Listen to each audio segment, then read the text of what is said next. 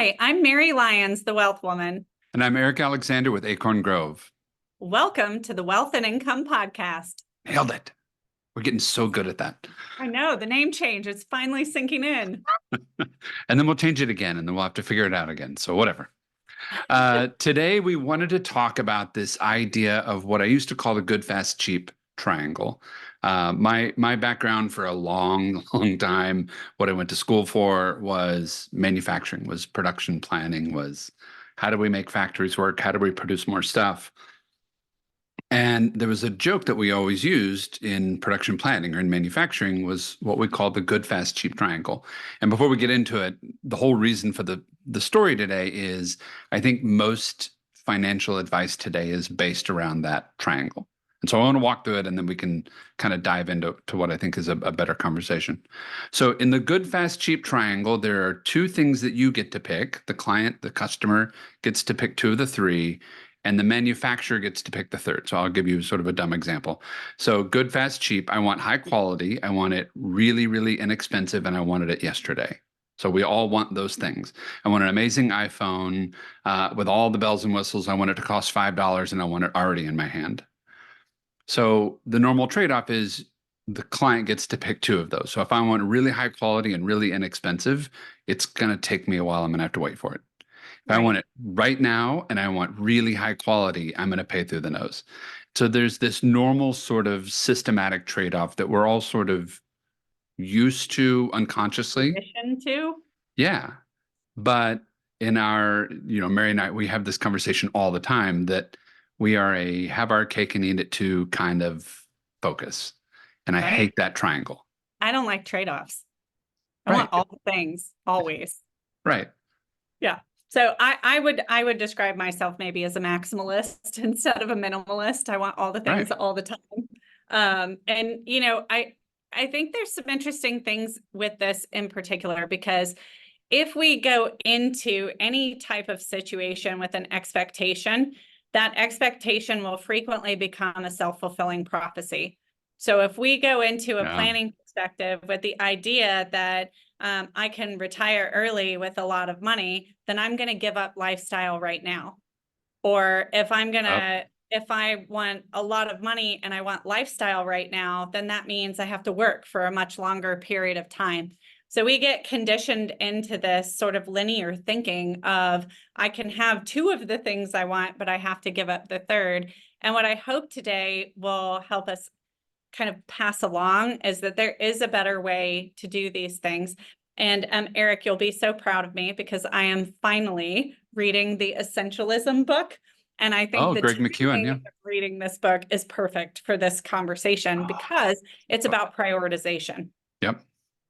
And if I can think back, I can remember being in the third grade actually, and sitting in church, and they did a kids sermon that was all about helping us understand the importance of prioritizing God and then family and really structuring out what we wanted to do. And I remember it vividly because it blew my mind at the time, and it has stuck with me for the entirety of my life. And it's what we call the rocks and pebbles in our office. Yeah. And what they did is they had sand, rice, pebbles, and then a couple of big rocks, and they had a jar. And so they put the sand in first, and then they put the rice in, and then they put the pebbles in, and they could not get the big rocks in to close the jar. They couldn't do it. And so then they took exactly the same things in the same jar, and they put the rocks into the jar first. Then they poured all the pebbles in, then they poured the rice in, and then they poured the sand in, and it all kind of went into the cracks, and they had no problem whatsoever putting the lid onto that jar. It all fit. And so if we think about things almost in the reverse order or in a backwards order, then we don't get everything. We have to make a trade-off. But if we begin to prioritize the things that are the most important, and we actually employ things like efficiency and strategy, to use your sort of engineering terms, we end up with a totally different result where we can fit everything together. Well, and I think it, not to be to keep pushing this idea again, but in the idea of mindset strategy tools, the mindset says, I know that there is a trade-off and I'm willing to accept the trade-off. And to your point, it was brilliant. Do I want to work longer or have a better lifestyle or have more money? Right. And we know intuitively, or we feel like we know intuitively that, man, the world just works this way, blah, blah, blah. I'm just going to have to accept something that I don't like in order to get what I really want. Right. Mhm. And I think the mindset shift at the very beginning says, whatever is necessary becomes possible.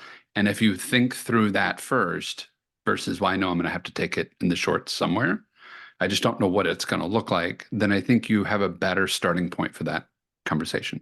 I want to retire earlier or whatever, and we can have a conversation about what retirement means. But I want to be financially free earlier. I don't want to sacrifice my lifestyle today, and I want to be able to go do it on my own terms. Right. And if I start with that overarching view of it, then the next question is, okay, well, that's what I want to have happen. Now, how do I go do that? Right.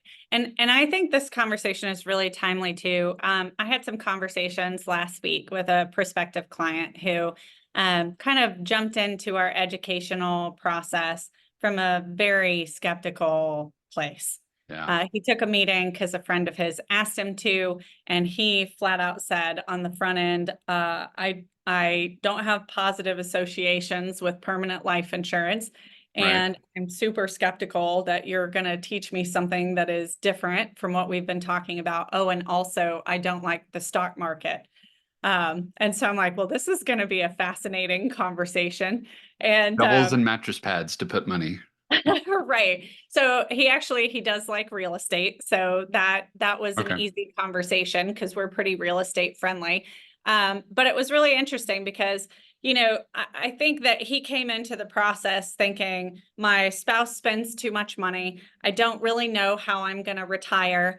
My income fluctuates because I own a business. And while it's been really great for the past couple of years, some of the business is based on government regulation and some grants and policies that exist today that might not be there later. So Right. he had kind of a tremendous amount of fear, although I don't think he would have identified it with those words. It was more an Right. attachment to uncertainty.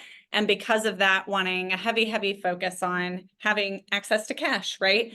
And Right. minimizing expenditures because of where it was going or where it could go. And what was really fascinating about this conversation is that we started with the idea of moving away from scarcity into abundancy and shifting into the belief that certain things are possible. And we did that by going through our dreams workshop. Yeah. So we spent some time really identifying the dreams. Well, here's what was fascinating to me.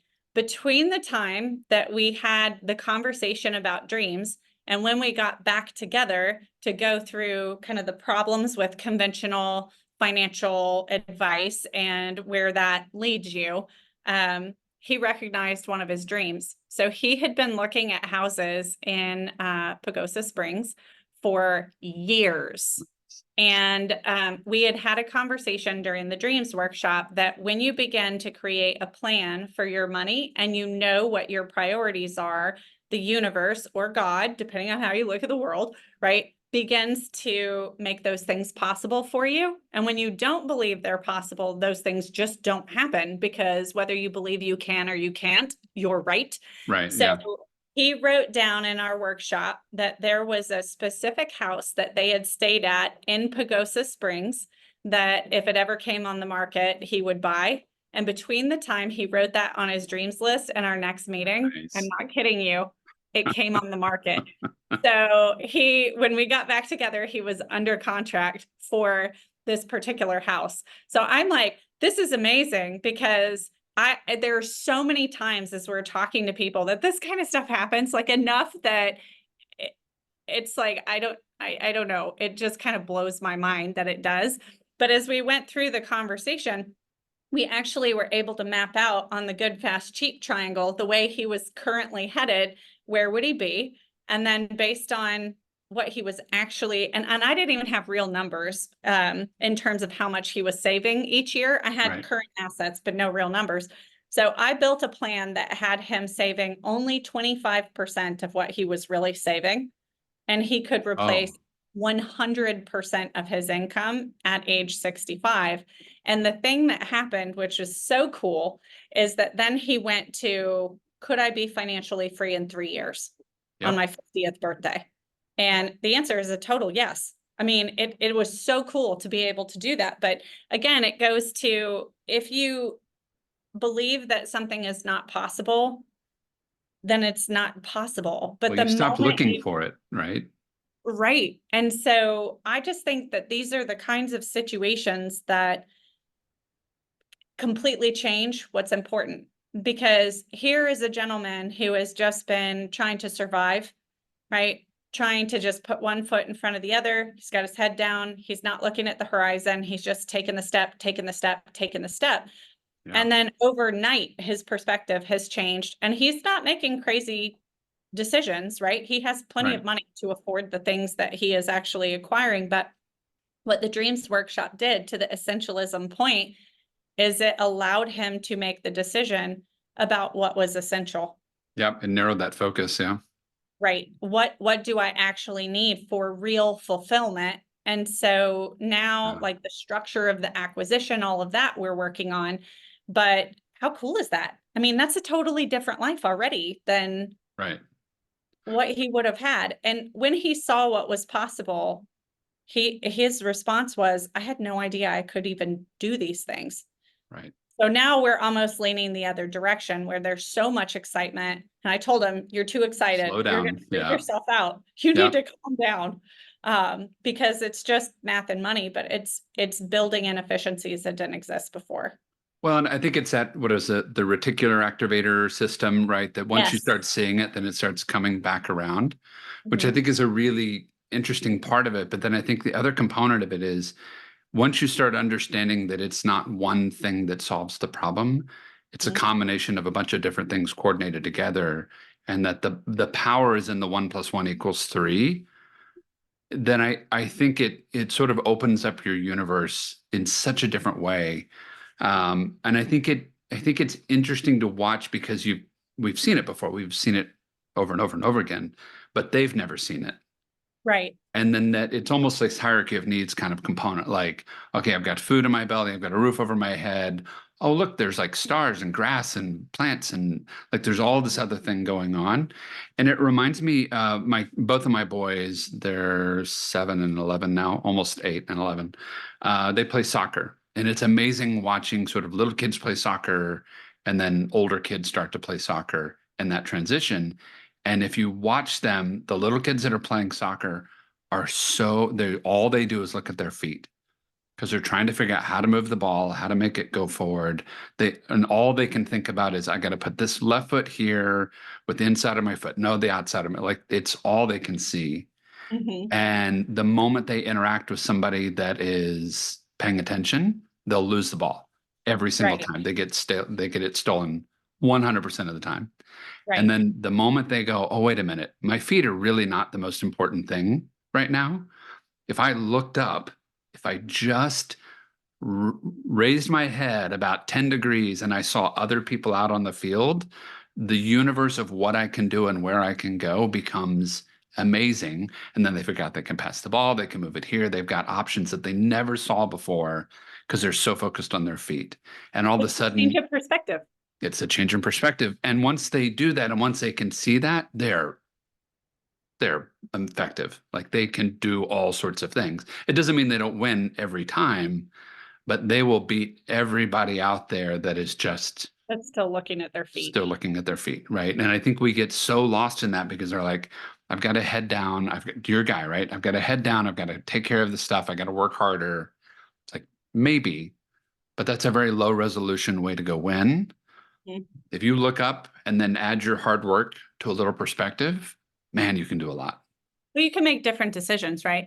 I mean, I Yeah. remember, so similar to what you're saying with the perspective and where you're looking, I can remember being in the parking lot, well, in a parking lot with a high school boyfriend, and he was talking about driving. And what he told me was being in the car with me was terrifying because I couldn't see everything that was going on.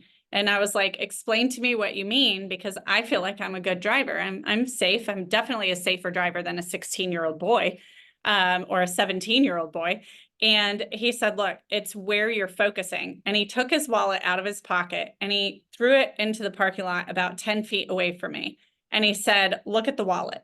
And I looked at the wallet and he said, tell me what else you can see. And I was like, so I started labeling the things that I could see, like maybe the bumpers of a couple other cars and, the gravel and that sort of thing. And he goes, yeah, you can't see anything on the horizon. He said, now look up at the horizon. And I did. And he said, can you still see the wallet? And I could still see the wallet. And he said, when you look at the horizon, you can see all the things that you need to see leading up to it. But when you're looking at the wallet, if you're looking at the one thing that's close to you, you can't see the perspective of everything else that's happening around you. And I think this is, again, to your point, what happens, right? Like we focus on one thing because that's what we're told. You have to save money in order to get somewhere. Okay, now that we've mastered that, we need to look at, is there, instead of just saying, here's what I'm going to save and I'm going to put it all in one place. And maybe I just give it to a financial advisor who's just managing an investment portfolio, which is, by the way, what most financial advisors are doing. Right. If we start to ask ourselves, what do I really want as the first question? Yeah. And then we ask, how could this become possible? The shift in perspective is what makes all of the difference. Yeah, when the student's ready, the master appears and all of that, right? I mean, it becomes that moment where you're finally ready to pull in other things. And it reminds me of a conversation that we have, and we can wrap up here, but it reminds me of a conversation that we have with clients all the time, especially as they're getting close to the point where they're ready to kind of like be done. And it's a conversation that we're having all the time as we're building things out, but we're not having that conversation with them all the time. Like we're building it because we know this is coming and we're getting them ready for it. But the hierarchy of what we're trying to go do is income, legacy, or income, liquidity, and legacy, right? You're going to have more dollars than birthdays. You want to have an oh no fund to make sure that you can handle whatever's coming at you. And then all of the money that's left over becomes legacy. And so many times they've already built in the fact that of those three, they only get to pick two. Right. And it's funny every time they bring in, I'm doing this and that's really great. And they know, and because you can ask them and they'll tell you, like, of those three, what do you get out of those? Which of these three does this tool, this product, this strategy get you? And they'll give you two, but they can't ever give you a third. So I want to underline that for just a second. And if you feel like I have bookended you on this, you feel free to, kick me under the table. No, you're good. You're good. Needs to happen. So I'm going to change the language from what you just said, from income, liquidity, and legacy for just a second, because I had an aha moment while you were talking, and because what you said was brilliant. And so now I'm going to repeat it just a little differently and try and take credit for it like I always Please do. Yeah. And so when I think about what you said, I'm going to use the word income for income, but instead of liquidity, I'm going to use the words net worth, right? So income, net worth, legacy. Yeah. If you think about what you just said, most people are so focused on the net worth side of things that they end up with net worth and some legacy, right? Because they aren't going to spend all their money because they literally can't, because they have to be so careful about the income that they're taking. So when you're prioritizing net worth, you're not just giving up one thing. You're not just giving up income. You're also potentially giving up legacy. So if you think about that, if you prioritize income, though, with the strategies that we talk about, the net worth part of itself could be even bigger than if you focused on the net worth piece anyways. Now, maybe not, but I've seen it work that way because of the income focus. And the legacy will definitely be bigger than what you expected without it. And it reminds me of that bumper sticker, which you see on the back of RVs when you're traveling, which is, I am spending my children's inheritance. It makes me mad. It's meant to be very tongue in cheek, I think, or maybe not. Perhaps they really mean it. But why make that choice if you don't have to?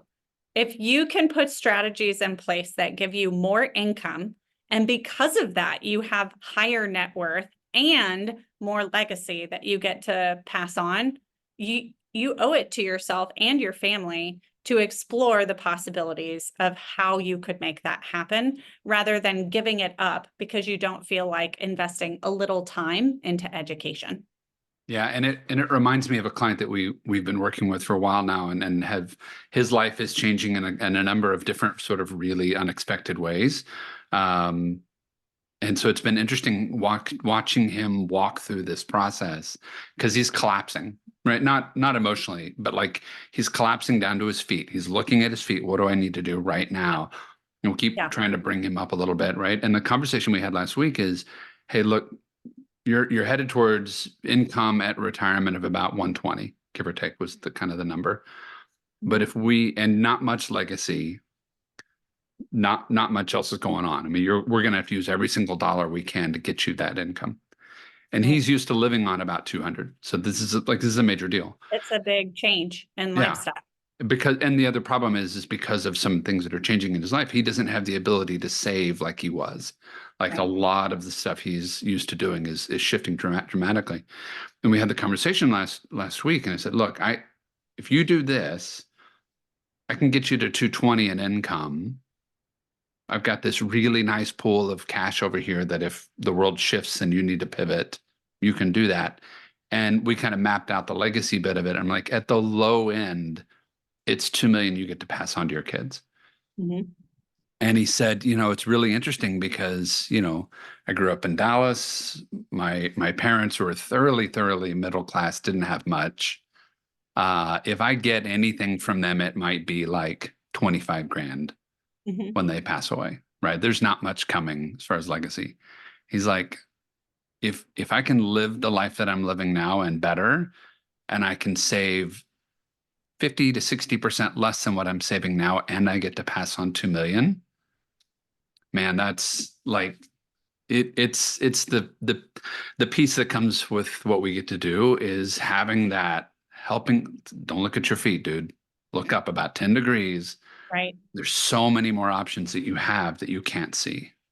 Well, and I want to talk about this too, because I also have a soccer player, right? And it is interesting because the mechanics of the footwork when you are learning it feels very complicated. But when you are grinding over, okay, I have to do this, I have to do this, I have to do this over and over again, it is very difficult and you can't do it quickly. Whereas if For you sure. practice it and you let go of all of that tight minutia, you just let your body do it, then all of a sudden you become faster and much more effective because it becomes sort of innate. And I think Right. what happens is when you learn something new, you slow down first and it feels clunky and it feels difficult. And Right. you look at it and you're like, there's no possible way this clunky, difficult feeling that I am going through is going to produce an outcome that makes me a professional soccer player. When the reality is sometimes it really is just repetition. So if you think about what happens to most people, the repetition they're getting is that good, fast, cheap triangle.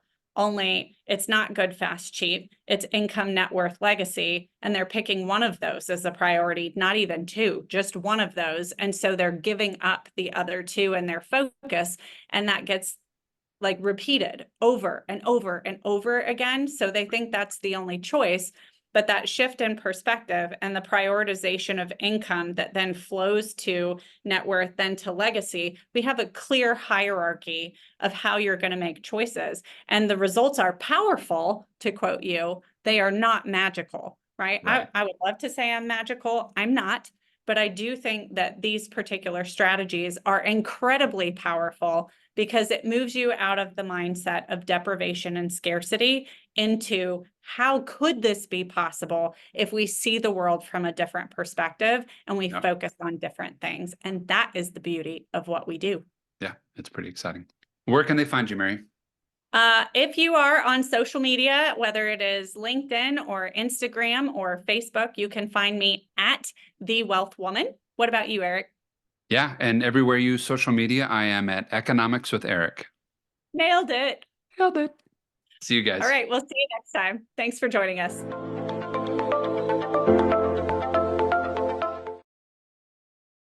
Specific financial concepts and advanced strategies are presented to you for educational purposes only. We cannot and do not guarantee their applicability to your individual circumstance. We encourage you to seek personalized advice from qualified professionals on all financial matters.